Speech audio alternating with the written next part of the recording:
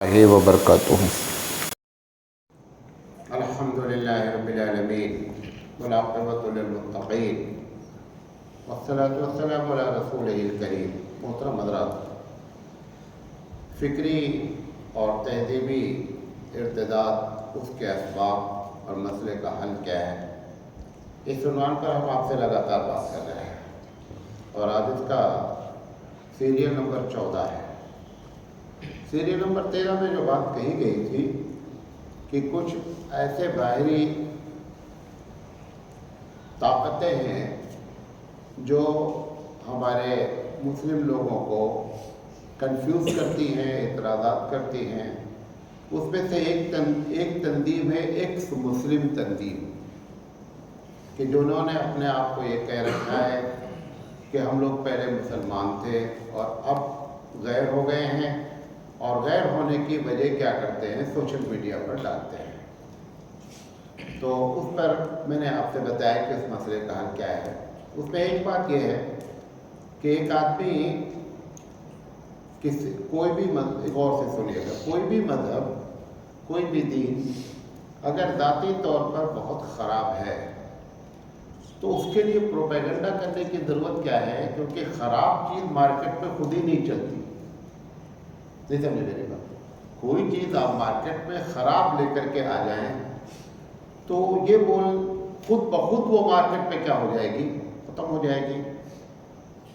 اور اگر آپ کسی کو کے خلاف خراب کا پروپیگنڈا کر رہے ہیں اور اتنے بڑے پیمانے پر ہو رہا ہے، روزانہ 18 گھنٹے پوری دنیا کی میڈیا ملائی جائے تو 18 گھنٹے اسلام کے خلاف بولتی ہے۔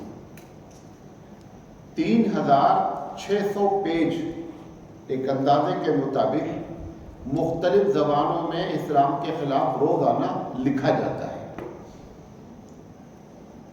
اگر وہ اتنا خراب ہے تو آپ اس کے پیچھے کیوں لگے ہیں؟ خراب چیز کیا ہو جائے گی خود بخود۔ ابھی مثال دیتا ہوں، ایک چھوٹا بچہ 5 سال کا، 7 سال کا، وہ ہم سے کہتا ہے کہ مولانا صاحب میں آپ سے کشتی لڑنا چاہتا ہوں۔ تو میں جانتا ہوں 5 سال کی کیا حیثیت ہے، ٹھیک ہے، جب جیتا لڑ لینا بھائی، تم کو بہت شوق لگا ہے تو۔ لیکن میں سب سے کہتا پھر رہا ہوں کیا کہ یار وہ 5 سال کا بچہ ہے لیکن مجھ سے کشتی لڑنا چاہتا ہے۔ اس کا مطلب کہ میں نے اس بچے کا ٹینشن لے لیا ہے اور میں اس کو کچھ اور سمجھ رہا ہوں۔ وہ کہنے کے لیے 5 سال ہے لیکن کوئی خطرناک چیز ہے کہ جو مولانا کو ہرا سکتی ہے، اس لیے مولانا ان سے بھی کہہ رہے ہیں، ان سے بھی کہہ رہے ہیں۔ ہمارا سب سے ذکر کرنا اور ٹینشن لینا خود اس بات کی دلیل ہے کہ وہ بچہ نہیں ہے، وہ کچھ اور ہے۔ تو یہ جو تمہارا ٹینشن ہے اسلام کے خلاف، اتنی تنظیمیں چلائی جا رہی ہیں، مختلف چینل چلائے جا رہے ہیں، یہ خود بتا رہا ہے کہ تم پروپیگنڈا کر رہے ہو، تم خود اس سے خائف ہو۔ اتنا کرنے کے باوجود ابھی جو 2021 میں رپورٹ آئی تھی، یہ 2023 چل رہا ہے، 2021 میں رپورٹ آئی تھی کہ دنیا میں جتنے لوگ اپنا مذہب چھوڑ کر کسی مذہب میں جاتے ہیں، جس مذہب میں بھی جاتے ہو، سب سے زیادہ کس مذہب میں جاتے ہیں؟ اسلام میں جاتے ہیں۔ تو صاحب اتنا خراب ہے تو اس خراب کا پروڈکشن کو لوگ کیوں خرید رہے اتنا؟ یہ اس بات کی دلیل ہے کہ آپ جان بوجھ کر کے پروگرام کرنا چاہ رہے ہیں، اپنی کمیوں کو چھپانے کے لیے یہ ساری پلاننگ ہے۔ بات میں سمجھا پائے آپ نے؟ تو اس سے آپ گھبرائیں نہیں، اس سے مایوس نہیں ہونا چاہیے۔ آپ کو مایوس کرنے کا یہ سب سسٹم ہے کہ آپ اندر سے محسوس کرنے لگے کہ بڑا معاملہ خراب ہو گیا ہے۔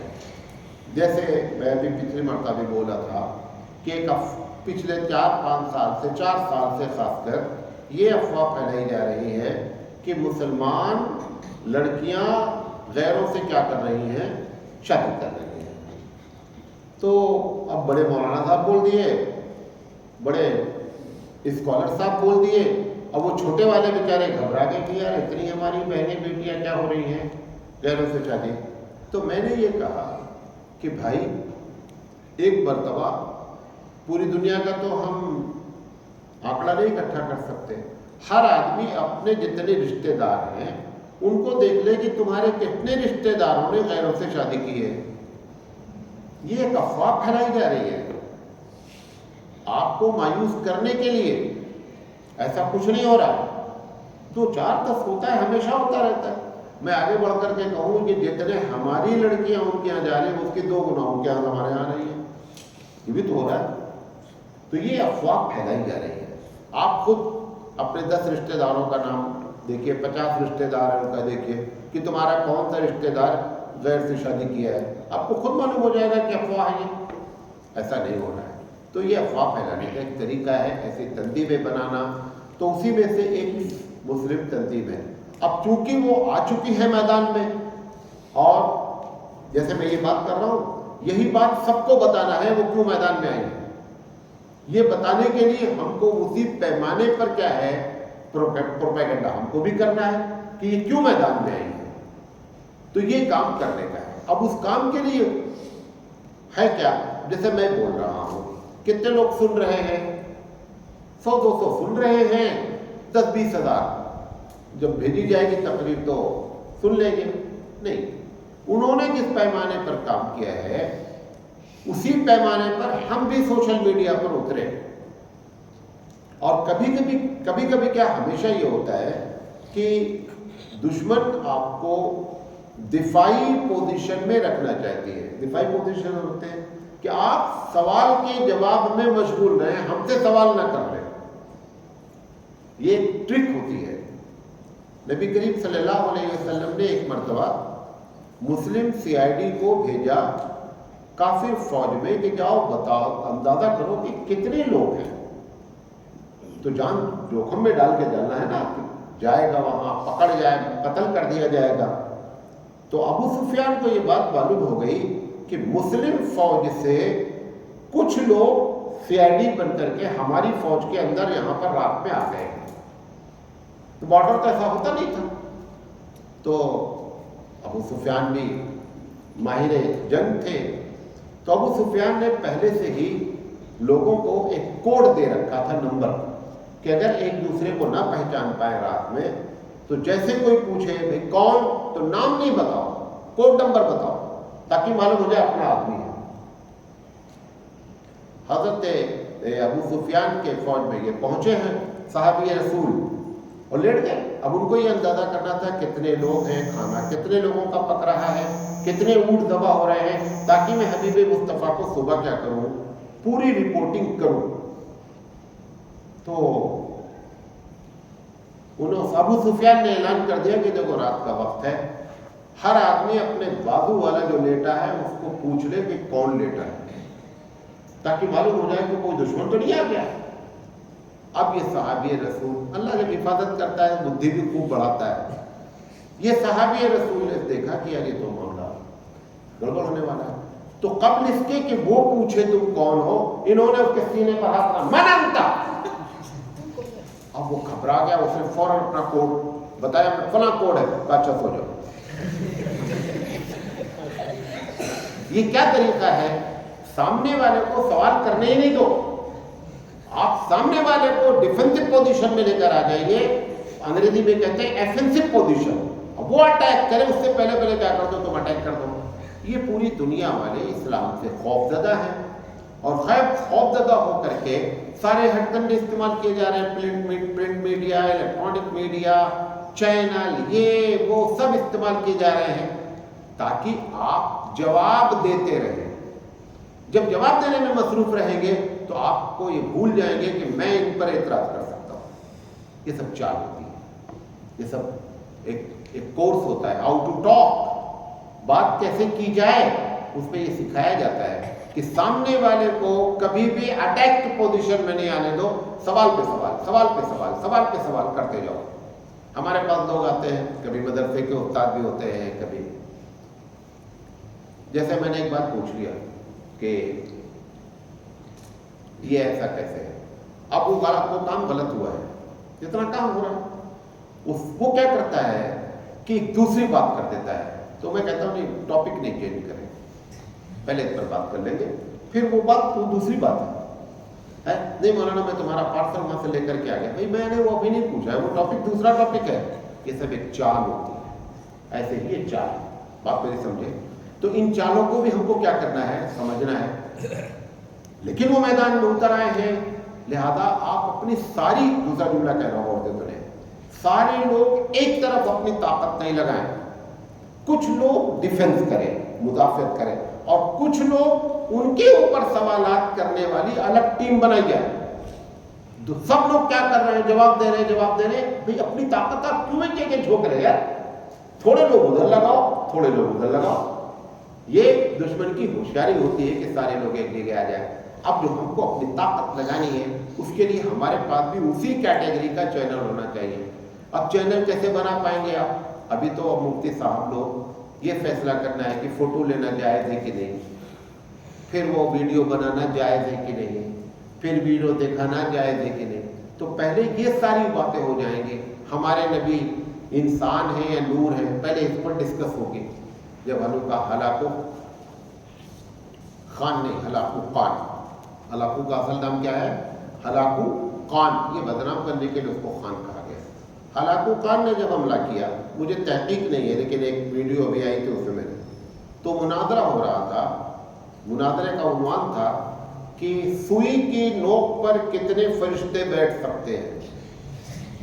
ये मुनादरा हो रहा है। डिबेट का टॉपिक क्या है कि सुई की नोक पर कितने फरिश्ते बैठ सकते हैं, और उधर वो तलवार लेकर कोई घुस गया है। ये मुनादरेबाजी में लगे हुए। अभी तो मुसलमान इन सब, अभी देखिए 2-2 वीडियो आया हुआ है एक हफ्ते के अंदर, कह रहे साहब वो देवबंदी काफिर हैं, मतलब अपने अलावा सब काफिर हैं। और फिर एक जुमला ये है कि अगर इनको काफिर ना माने तो वो भी काफिर, तो बचा कोई नहीं, बचा कोई नहीं। भाई हमने नहीं कहा काफिर, लेकिन हमने उनको माना नहीं काफिर, तो अभी हम भी काफिर हो गए। तो अब क्या % लोग बचे? एक तो वो बता जो एंकर इंटरव्यू ले रहा है, और दूसरे वो आदमी 2 बचे जो इंटरव्यू दे रहे। बकिया पूरा भारत के मुसलमान क्या हो गए, रोबिल्ला काफिर हो गए। जो कौन ऐसे मौके पर जब सारे लोग उसको अटैक कर रहे हो, ऐसे मौके पर जो इन मसाइल में उलझी हुई हो, तो आप बताइए कि कौम का क्या होगा। डिबेट इस टॉपिक पर हो रहा है, अहले हदीस सही है कि नहीं है, जमात इस्लामी सही है कि नहीं है, नबी करीम सल्लल्लाहु अलैहि वसल्लम नूर है या बशर है, नबी करीम सल्लल्लाहु अलैहि वसल्लम का जो है वो फुजला पाक है कि नापाक है। ये सब सारे टॉपिक है तुम्हारे। दुनिया चांद पे जा रही है कि अगर वहाँ ऑक्सीजन मिल गई तो प्लाट लेके घर बनाएंगे, तुम पैखाने में फंसे हुए हो।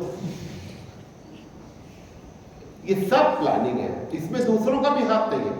ये तो सब हम खुद कर रहे हैं। ये सारा काम कौन खत्म करा सकता है? मदरसे वाले। ये भी आपको बता दें, ये सारी जिम्मेदारी मदरसे की है। अब मदरसे वाले बताएं कि किस मौजू पर हमको इस वक्त सोचना है, क्या हमको अपना जहन बनाना है। ऐसी बातें हो रही हैं, इसका न सर है न पैर है। अच्छा, मैंने किसी को गाली नहीं दी तो क़यामत में अल्लाह ताला बोलेगा गाली क्यों नहीं दी, इसलिए जहन्नम में जाओ। भाई एक आदमी के बारे में मैंने गाली नहीं दिया तो हमसे बोल देगा कि तुम जहन्नम में जाओ क्योंकि तुमने गाली नहीं दिया? नहीं बोलेगा ना। अच्छा, आपने गाली दिया है तो आपको तो सवाल का जवाब देना है, भैया गाली क्यों दिया इसको? ठीक है, तुमने सही गाली दी है, लेकिन वो सही को भी बताना पड़ेगा वहाँ अल्लाह के सामने खड़े होकर के कि मैंने इसको गाली क्यों दी है। अगर इतना दिल मुर्दा है कि अल्लाह के सामने हम बहस कर सके, अल्लाह से जवाब दे सके, तो ठीक है भाई और गाली दो, तुम्हारे पास दमखम है। हज़रत आयशा सिद्दीक़ा रज़ी अल्लाह तआला अन्हा फरमाती हैं, जब अल्लाह के रसूल ने क़यामत का मंजर खींचा, फरमाती हैं अल्लाह के रसूल ने फरमाया कि जिसको रोक दिया गया कि भैया रुकना, तुम्हारा हिसाब किताब है, आपने फरमाया फंस गया। जरूरी नहीं है कि कस्टम ऑफिसर आपके ऊपर कस्टम मार ही दे, वो सिर्फ ये बोल देता है भाई साहब जरा आप किनारे खड़े हो जाइए। उतनी देर में वो जो किनारे खड़े होते हैं उनकी सारी मस्ती भूल जाती है, और कुछ नहीं है उनके पास बेचारे, सिर्फ रोक दिया गया है कि भाई साहब आपका हिसाब थोड़ी देर में होगा। तो जो लोग गालियां दे रहे हैं, जो लोग ऐसी बातें कर रहे हैं, उनको रोका तो जरूर जाएगा, रोका तो जरूर जाएगा। ग्रीन चैनल से जन्नत में वो जाएगा जिसने कस्टम का सामान नहीं लिया। भाई हमने गाली नहीं दी है, हमसे क्यों सवाल किया जाएगा?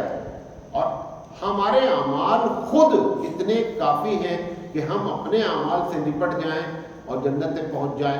تو یہ خود ایک بڑا کام ہے یار.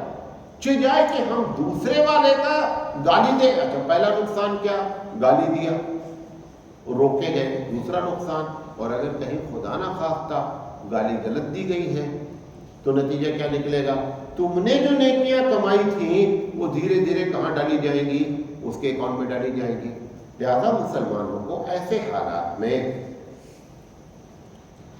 جانور بھی ایسے حالات کے بعد بریکٹ کی بات کرتا ہوں، جانور جب سونامی آتا ہے، ابھی کیرلا میں اس کے پہلے 4 سال پہلے آیا تو تصویریں آئیں، درخت پہ 2 جانور بیٹھے ہوئے ہیں جو آپس میں دشمن ہیں. کیا ہے؟ دیکھنا پسند نہیں کرتے ہیں، لیکن حالات سونامی کی وجہ سے اتنا خراب ہے کہ نیچے اتر نہیں سکتے، پانی ہی پانی ہے. دونوں ایک شاخ پر بیٹھے ہیں لیکن دونوں دشمنی نہیں نبھا رہے ہیں. آپ کے لیے بھی پورے دیش میں سونامی آئی ہوئی ہے. جانور ہی سے سیکھ لو یار کہ کیا ہوتا ہے کہ جب ایسے حالات ہو تو دشمن بھی آپس میں کیا کرتے ہیں؟ شانتی اختیار کیے رہتے ہیں اور مسائل کو حل کرنے کی فکر کرتے ہیں. تو یہ جو سب چینل چلائے جا رہے ہیں، ان سب کا یہ ایک نظریہ ہے. اب جواب ایک جملہ ہو، ایسے حالات میں آپ بھی اسی میدان میں اتریے، ٹیم بنا کر کے. زیادہ لوگوں کی ضرورت نہیں ہے. پورے بھارت میں 30 سے 40 نوجوان اس لائن کے ماسٹر ہوتا ہے. باقی سب کچھ کام نہیں کر، سب دوسرے کام کرو. حبیب مصطفیٰ صلی اللہ علیہ وسلم جھوٹ کو پسند کرتے تھے. آپ کے سامنے کوئی جھوٹ بولے تو آپ کو اچھا لگے گا؟ حبیب مصطفیٰ کو اچھا لگے گا؟ قطعی نہیں اچھا لگے گا. دیکھیں ہوا کیا، ایک واقعہ، ایک گھوڑا بیچا گیا. غور سے سنیے گا. گھوڑا بیچا، یہودی سے گھوڑا خریدا. یہ طے ہوا کہ مدینے میں آ کے پیسہ دے دیں گے. جب اللہ کے رسول مدینہ پیسہ دینے پہنچے تو اس نے کیا کہا کہ بھیا میں نے کب گھوڑا بیچا آپ کو؟ ٹوٹل انکار کر دیا. ان کے ساتھ اللہ کے رسول صلی اللہ علیہ وسلم کے ساتھ صحابی تھے، غالباً حضرت خزیمہ ان کا نام ہے، وہ ساتھ میں تھے. گھوڑا لینے گئے تھے. جیسے آپ جاتے ہیں، نئی کار ہوتی تو 2-4 اور لے کے جاتے ہیں نا لانے، یہ ایک کلچر ہے. وہ لے کے گئے تو اللہ کے رسول نے کہا بھیا پیسہ لو، گھوڑا دو. انہوں نے کہا کیسا پیسہ؟ کہا جو گھوڑا بیچا. کہاں بیچا؟ یعنی ایسا جھوٹ بول رہا ہے اللہ کے رسول کے منہ پر. تو یہ صاحب اللہ کے رسول کو یاد دلا رہے ہیں، دیکھ بابو وہاں پہ بات ہوئی نا، اتنا پیسہ تم نے کہا، اتنا میں نے کہا، پھر تم نے اتنا کہا، پھر میں نے، آخر فائنل اتنا ہوا. تم نے آ کر کے کہا مدینے میں پیسے دے دو، سواری لے جاؤ. سب سنتے رہے. کون؟ مجھے ساتھ میں صحابی تھے. اس کے منہ سے جملہ نکل گیا یہودی کے، اچھا میں نے بیچا ہے اگر آپ کو بقول آپ کے، تو آپ کے پاس کوئی گواہ ہے کہ میں نے گھوڑا بیچا ہے؟ اب وہاں تو کوئی تھا ہی نہیں. یہ جو صحابی گئے کہا میں تھا نا. اب اسی ٹون میں وہ بات کرنا شروع کی جس ٹون میں یہودی بول رہا تھا. کہا تم نے گھوڑا نہیں بیچا، فلاں جگہ میں بات نہیں ہوئی تم سے، تم نے اتنا کہا، حضور نے سب ساری باتیں تو سن لی تھی انہوں نے. اب وہ یہودی کے پیر سے زمین سرک گئی کہ بابو یہ کیا ہو گیا. اب اس نے وعدہ کر لیا تھا، لہذا گھوڑا اس کو گھوڑا حوالے کر دیا. اللہ کے رسول صلی اللہ علیہ وسلم اس موقع پر اس صحابی سے کچھ نہیں بولے کہ بابو اتنا بڑا جھوٹ بول رہے ہو، تم تو تھے ہی نہیں یار. تو کبھی کبھی ایسے حالات ہو جاتے ہیں. بات نہیں سمجھے. بعد میں آ کر کے ان سے کہا کہ بھائی صاحب اتنا بڑا، بعض روایت میں آتا ہے کہ وہ رونے لگے صحابی. انہوں نے کہا اللہ کے رسول جبریل آئے آپ کے پاس، ہم نے کبھی دلیل مانگی آپ سے؟ ہم کو تو یقین کامل ہے کہ آپ سچ بول رہے ہیں. اگر ہم یقین کر لیں اندر سے کہ ہمارے نبی نے نعوذ باللہ جھوٹ بولا ہے، ہمارا تو ایمان چلا جائے گا تمہارے گھوڑے کے چکر میں. ہم اپنا ایمان ضائع کر دیں. جب ہمارے رسول کبھی جھوٹ بولتے ہی نہیں تو میں کیسے یہ مان لوں کہ یہ جھوٹ بولا جا رہا ہے؟ اس لیے میں نے گواہی دیا کہ اللہ کے رسول صلی اللہ علیہ وسلم کو گھوڑا تم نے بیچا ہے. نبی کریم صلی اللہ علیہ وسلم خوش ہو گئے. فرمایا آج سے خزیمہ کی گواہی 2 کے برابر. یہی ایک صحابی ہے کہ اگر ایک بھی گواہی دیں گے تو کتنی مانی جائے گی؟ 2 گواہی مانی جائے گی. ایسے حالات ہوتے ہیں تو ایسی تیاری کرنی پڑتی ہے. ایسے ہوشیار لوگوں کو چاہیے کہ میدان میں اتریں اور اتر کر کے مسئلے کو کیا کریں؟ حل کریں. تو یہ وہ ایکس مسلم جو تنظیم ہے اس کے لیے میں نے یہ ساری باتیں کی. انشاءاللہ زندگی نے تو RSS نے ایک تنظیم بنائی ہے, اس کا نام رکھا ہے راشٹریہ مسلم منچ. RSS کو پوری دنیا جانتی ہے, ان کا نظریہ کیا ہے اور وہ کس انداز میں محنت کرتے ہیں, ٹھیک ہے. حیرت یہ ہے کہ اس نے مسلم منچ کی تنظیم بنا رکھی ہے, اس کا نام ہے راشٹریہ مسلم منچ, اور اس میں ہم سے بڑی داڑھی والے اس کے ممبر ہیں, اس میں بڑے بڑے عہدے پر ہیں. کیوں؟ چاچا بڑا رویہ اور سب سے بڑا روپیہ, پیسے پہ خرید دیا گیا ہے. جیسا میں نے کل آپ سے بتایا تھا نا, کیسے لوگوں کو پیسے پہ خرید دیا جاتا ہے. اب وہ آتے ہیں داڑھی رکھ کے, اب سامنے والا گھبرا جاتا ہے. تو انشاءاللہ بات کریں گے کہ راشٹریہ مسلم منچ کیا ہے. اللہ تعالیٰ سے دعا ہے کہ اللہ تعالیٰ صحیح سمجھ عطا فرمائے. باخر دعوانا الحمدللہ.